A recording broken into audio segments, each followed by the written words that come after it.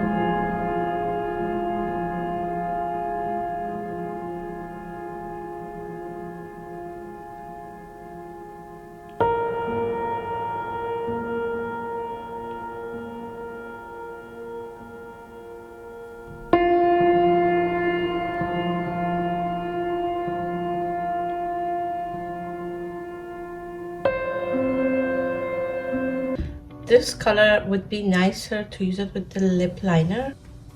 This is matte, by the way. Yes, so here is the overall look. So you can wear this for the Christmas Eve. Yeah, so I'll give you guys a close-up look of the eyeshadow and the lips. Let me know in the comment you guys like this with the red lip, this eyeshadow look or with the nude. I was gonna get ready for the day anyways, so I thought it's better to share with you guys. I really hope you guys like and enjoy watching this tutorial. If you haven't subscribed yet, please consider subscribing. If you like this video, give this video a thumbs up. I'll see you soon with the next one. Bye for now.